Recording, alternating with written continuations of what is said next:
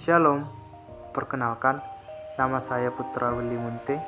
Saya adalah mahasiswa semester 3 program studi manajemen pendidikan Kristen di AKM Tarutung. Pada video kali ini, saya akan menjelaskan yang menjadi jawaban dari soal UTS mata kuliah teori sistem dalam pendidikan. Soal yang pertama, jelaskan satu teori termasuk konsep, prinsip, dan implementasi teori tersebut dalam bidang pendidikan. Untuk menjadi jawabannya yaitu, teori yang saya ambil yaitu teori hierarki kebutuhan dan pengawasan. Konsep teori hierarki kebutuhan. Teori hierarki kebutuhan yang dikembangkan oleh Abraham Maslow merupakan salah satu teori motivasi paling terkenal dalam psikologi. Maslow menunjukkan bahwa kebutuhan manusia disusun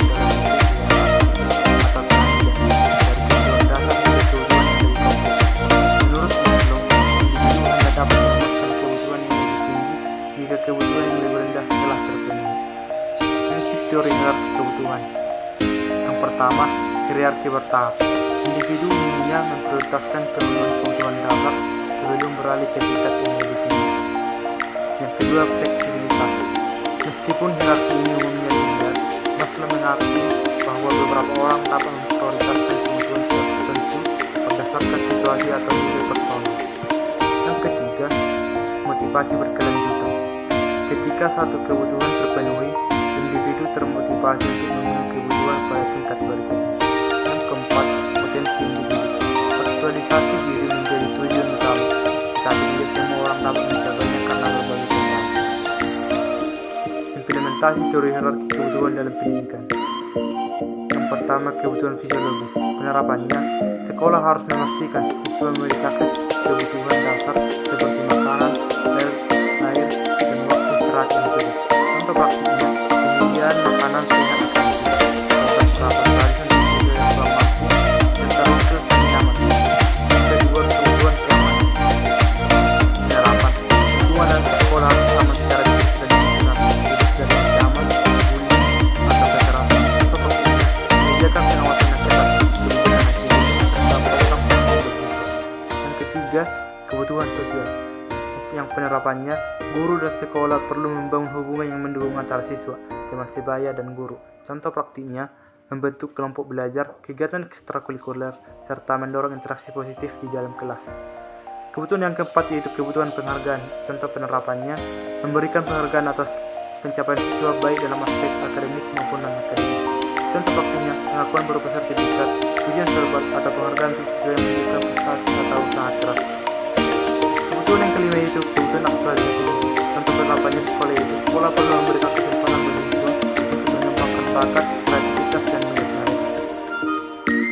Yang contoh praktiknya, memberikan kebebasan memilih mata pelajaran tambahan, proyek kreatif, atau pelatihan keterampilan khusus yang sesuai dengan minat.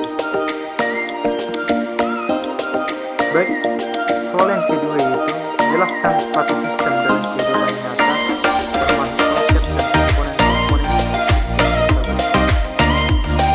sistem yang saya ambil yaitu sistem kecerdasan buatan artificial intelligence system.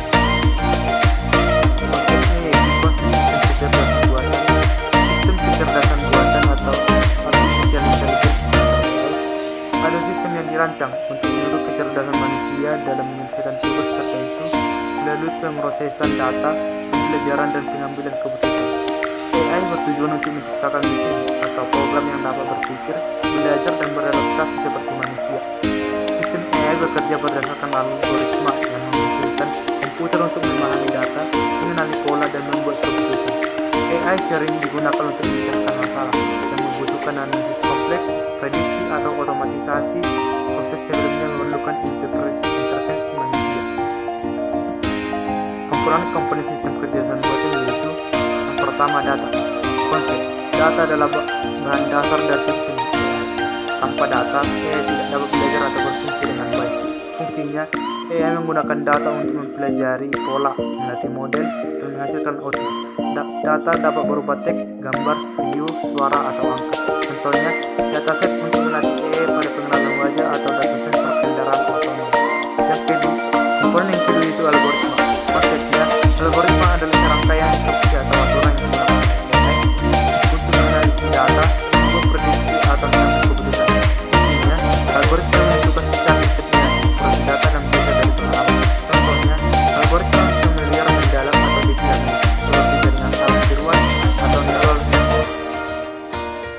ketiga itu model AI. Konsepnya, model AI adalah hasil dari proses pelatihan yang menggunakan data dan algoritma. Model ini bertugas untuk menjalankan tugas spesifik seperti klasifikasi, prediksi, atau pengenalan. Fungsinya, model AI mengeneralisasi pola dari data pelatihan untuk digunakan pada data baru. Contoh dari komponen itu model deteksi spam pada email atau model pengenalan suara untuk sistem virtual. Komponen yang keempat adalah infrastruktur komputasi. Konsepnya, infrastruktur komputasi mencakup perangkat keras dan perangkat lunak yang mendukung operasi sistem. Isinya memberikan daya komputasi yang cukup untuk memproses data besar dan menjalankan algoritma yang kompleks. Contohnya, GPU atau Graphic Processing Unit untuk melatih model AI atau platform cloud computing seperti AWS dan Google Cloud AI. Komponen kelima itu terpun antara muka pengguna. Konsepnya, antarmuka pengguna adalah bagian dari sistem yang menghubungkan antara manusia dan AI. Fungsinya, memberikan akses kepada pengguna untuk mengakses kemampuan AI dengan output yang dihasilkan. Contohnya, chatbot berbasis AI, asisten virtual seperti Siri atau dashboard visualisasi. Komponen yang keempat adalah sistem umpan balik. Konsepnya, umpan balik adalah mekanisme untuk memperbarui dan meningkatkan model AI berdasarkan saling penggunaan. Fungsinya, mengidentifikasi kesalahan, memperbaiki prediksi, dan meningkatkan akurasi model. Contohnya, sistem rekomendasi film yang menyesuaikan rekomendasi berdasarkan preferensi pengguna. Baik, selanjutnya soalan yang ketiga yaitu jelaskan tujuan dan manfaat mempelajari teori sistem dalam pendidikan. Tujuan mempelajari teori sistem dalam pendidikan. Teori sistem adalah pendekatan yang melihat berbagai komponen dalam suatu sistem sebagai bagian yang saling berhubungan dan bekerja sama untuk mencapai tujuan tertentu. Dalam konteks pendidikan, teori ini membantu memahami bagaimana berbagai elemen dalam ekosistem pendidikan seperti siswa, guru, kurikulum, dan infrastruktur dan kebijakan berinteraksi dan mempengaruhi hasil pembelajaran. Tujuan utama mempelajari teori sistem dalam pendidikan meliputi yang pertama, memahami kompleksitas sistem pendidikan. Yang kedua, meningkatkan efisiensi dan efektivitas. Yang ketiga, mendukung pengambilan keputusan berbasis data. Yang keempat, meningkatkan keterpaduan dalam pendidikan. Yang kelima, mengelola perubahan.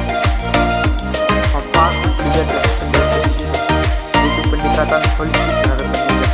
Sistem mengikat pendidik, administrator, dan pembuat kebijakan setiap pendidikan sebagai satu kesatuan, bukan sebagai elemen yang berdiri sendiri. Hal ini membantu menciptakan kebijakan yang lebih terpadu. Yang kedua, identifikasi dan penyelesaian masalah secara terstruktur. Dengan mempelajari teori sistem, masalah dalam pendidikan dapat dianalisis secara menyeluruh, mengidentifikasi penyebab utama, dan merancang solusi yang berkelanjutan. Yang ketiga, peningkatan kualitas pendidikan. Melalui pemahaman hubungan antara komponen, dapat dirancang intervensi yang meningkatkan kualitas pembelajaran seperti hubungan antara kurikulum yang relevan, pelatihan guru, dan hasil belajar siswa. Yang keempat, efisiensi dalam pengelolaan sumber daya. Teori sistem membantu mengoptimalkan penggunaan sumber daya seperti tenaga pengajar, fasilitas, dan dana untuk mencapai tujuan pendidikan secara lebih efektif. Yang kelima, pengelolaan hubungan antar komponen. Dalam pendidikan, teori sistem membantu mengelola hubungan antara dua faktor utama seperti guru, siswa, orang tua, dan masyarakat. Hal ini mendorong kolaborasi yang lebih baik untuk mendukung pembelajaran. Yang keenam, adaptasi terhadap perubahan dan inovasi. Dengan memahami teori sistem, institusi pendidikan lebih siap beradaptasi terhadap perubahan seperti penerapan teknologi baru atau perbedaan kebijakan nasional atau mengganggu stabilitas. Yang ketujuh, mengembang kebijakan proses sistem. Kebijakan yang ditangkap dari teori sistem mempertimbangkan semua yang terlibat hingga kebijakan menjadi lebih inklusif dan aplikatif. Baik, kita lanjut soal yang keempat yaitu teori sistem yang terdiri dari aksioma dan preposisi. Jelaskan hal tersebut dengan menyebutkannya pada sebuah organisasi pendidikan misalnya sekolah. Aksioma dalam teori sistem. Aksioma adalah pernyataan dasar yang dianggap benar dan menjadi fondasi teori. Dalam teori sistem, aksioma menjelaskan sifat dasar sistem yang berlaku universal. Berikut adalah beberapa aksioma utama dari teori sistem dan penerjemahan dalam konteks sekolah. Aksioma yang pertama, sistem terdiri dari bagian-bagian yang saling berhubungan. Penerapannya sekolah adalah sistem yang terdiri dari berbagai komponen seperti siswa, guru, kurikulum, infrastruktur, dan manajemen. Jika salah satu komponen tidak berfungsi, misalnya infrastruktur rusak, seluruh sistem sekolah akan terganggu. Aksioma yang kedua adalah sistem memiliki tujuan yang ingin dicapai. Penerapannya di sekolah, tujuan sekolah bisa berupa pencapaian hasil belajar siswa, pengembangan karakter atau peningkatan nilai-nilai nasional. Semua bagian dari sekolah harus bekerja sama untuk mencapai tujuan ini. Aksioma yang ketiga yaitu sistem beroperasi melalui input, proses, dan output.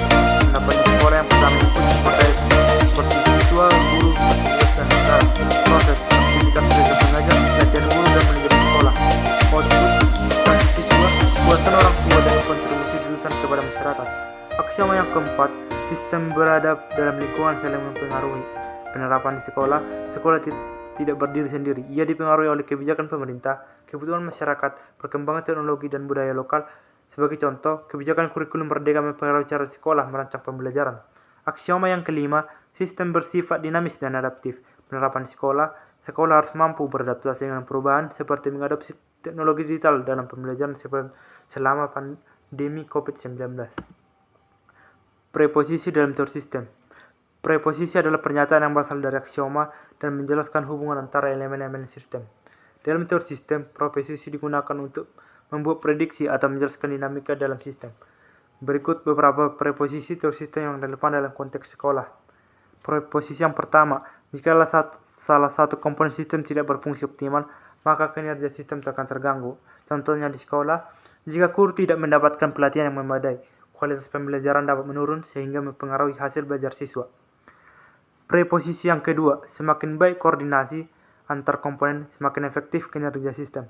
Contoh di sekolah, koordinasi yang baik antara guru, kepala sekolah, dan staf administrasi memastikan proses belajar mengajar berjalan lancar.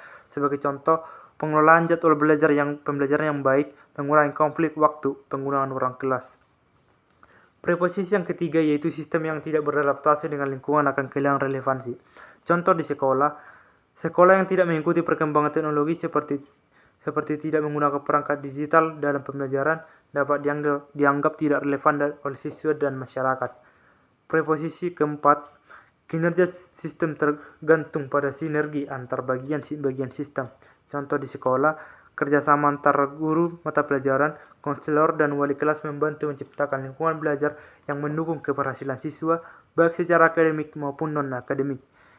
Preposisi yang kelima, sistem yang memiliki mekanisme umpan balik akan lebih adaptif terhadap perubahan. Contohnya di sekolah secara rutin mengumpulkan umpan balik dari siswa, orang tua, dan guru melalui survei atau rapat dapat memperbaiki proses pembelajaran dan meningkatkan kualitas pelayanan. Baik, kita lanjut ke soal yang kelima yaitu uraikan satu permasalahan sistem pendidikan di Indonesia dengan mengimplementasikan metode berpikir sistemik. Yang pertama, what atau apa permasalahannya? Kesenjangan kualitas pendidikan adalah perbedaan signifikan dalam hal akses, fasilitas, sumber daya, dan hasil pendidikan antara sekolah-sekolah di wilayah perkotaan dan pedesaan.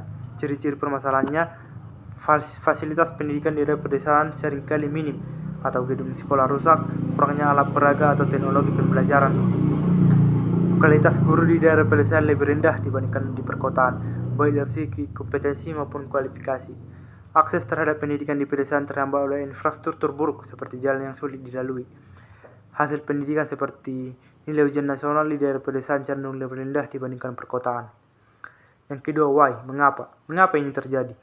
Kesenjangan ini terjadi karena kombinasi faktor struktural, kebijakan, dan lingkungan. Alasan yang pertama, keterbatasan alokasi anggaran. Yang kedua, distribusi guru yang tidak merata. Yang ketiga, kurangnya pelatihan berkelanjutan. Yang keempat, kurangnya infrastruktur pendukung. Yang kelima, kesenjangan teknologi. Siapa yang terlibat? Yang pertama, pihak yang terdampak. Siswa di pedesaan, guru di pedesaan. Pihak yang bertanggung jawab, pemerintah pusat, pemerintah daerah, sekolah, dan masyarakat. Di mana? Di mana permasalahan ini terjadi? Permasalahan ini terjadi di seluruh wilayah Indonesia, tetapi lebih di daerah pedesaan, terpencil, dan tertinggal. Beberapa daerah dengan akses pendidikan yang sangat terbatas mencakup daerah 3T, terdepan, terluar, tertinggal, seperti Papua, Nusa Tenggara Timur, dan Kalimantan. Wilayah dengan infrastruktur minim seperti desa-desa di pegunungan atau pulau-pulau kecil. Yang kelima, kapan permasalahan ini muncul? Permasalahan ini telah ada sejak lama, tetapi semakin nyata setelah penerapan otonomi daerah pada tahun 2001. Pada saat itu, pengelolaan pendidikan diserahkan kepada pemerintah daerah, tetapi banyak daerah yang belum siap secara kapasitas manajerial dan finansial untuk mengelola pendidikan secara optimal. Kondisi ini semakin diperparah oleh pandemi COVID-19, di mana sekolah-sekolah di pedesaan kesulitan melakukan pembelajaran daring karena keterbatasan akses internet dan perangkat teknologi. Yang keenam, bagaimana solusinya? Untuk mengatasi hal ini, pendekatan sistemik diperlukan dengan melibatkan seluruh pihak terkait dan memahami interaksi antar elemen dalam sistem pendidikan. Solusi yang pertama, meningkatkan alokasi anggaran untuk daerah tertinggal. Yang kedua, distribusi guru secara merata. Yang ketiga, peningkatan kompetensi guru. Yang keempat, pembangunan infrastruktur pendidikan. Yang kelima, pemanfaatan teknologi. Yang keenam, kerjasama antar pemangku kepentingan. Baik, kita lanjut soal yang keenam, yaitu berdasarkan general system teori, terkhusus menggunakan model sistem terbuka, jelaskan mengapa sekolah disebut sebagai sebuah sistem terbuka. Jawabannya, menurut general system teori oleh Ludwig von Bertalanffy, sebuah sistem terbuka adalah sistem yang saling berinteraksi dengan lingkungannya melalui pertukaran input, proses, output, dan umpan balik. Sekolah sebagai sebuah institusi pendidikan dapat dianggap sebagai sistem terbuka karena ia tidak bekerja secara terisolasi, melainkan tergantung pada interaksi dengan berbagai elemen eksternal. Yang pertama, input, masukan dari lingkungan. Sekolah mendapat berbagai masukan atau input dari lingkungan eksternal untuk mendukung proses pendidikannya. Yang pertama, sumber daya manusia seperti siswa, guru, kepala sekolah, kebijakan dan regulasi, kebijakan pemerintah, kurikulum nasional, dan standar pendidikan. Yang ketiga, sumber daya fisik dan finansial, anggaran pendidikan, fasilitas fisik seperti kuding, laboratorium, dan teknologi. Yang keempat, konteks budaya dan sosial, nilai-nilai lokal, norma masyarakat, dan ekspektasi orang tua. Yang kedua, proses transformasi dalam sistem. Yang pertama, proses pembelajaran. Yang kedua, manajemen sekolah. Yang ketiga, pengembangan karakter. Output, hasil dari sistem. Hasilnya itu prestasi siswa, pengembangan karakter, dan lulusan yang berkualitas. Yang keempat, interaksi dengan lingkungan. Yang pertama, konteks sosial dan ekonomi. Sekolah di daerah dengan kondisi sosial ekonomi tinggi biasanya memiliki fasilitas yang lebih baik dibandingkan sekolah di daerah tertinggal. Yang kedua, pengaruh teknologi. Lingkungan luar yang berkembang seperti teknologi digital mendorong sekolah untuk mengadopsi metode pembelajaran berbasis teknologi. Yang ketiga, perubahan kebijakan dan regulasi. Kebijakan pendidikan seperti kurikulum merdeka mempengaruhi cara sekolah beroperasi, termasuk perencanaan materi dan metode pembelajaran. Yang kelima, umpan balik, mekanisme adaptasi. Yang pertama, evaluasi hasil belajar. Ujian nasional dan penilaian harian memberikan umpan balik kepada guru untuk menentukan strategi pembelajaran. Yang kedua, umpan balik dari orang tua dan masyarakat. Yang ketiga, evaluasi dari pemerintah. Yang keenam, adaptasi, sistem yang dinamis, mengadopsi teknologi digital. Pandemi COVID-19 memaksa sekolah untuk beralih ke pembelajaran daring. Ini adalah bukti bagaimana sekolah sebagai sistem terbuka dapat beradaptasi dengan tantangan eksternal. Yang kedua, menyelaraskan kurikulum.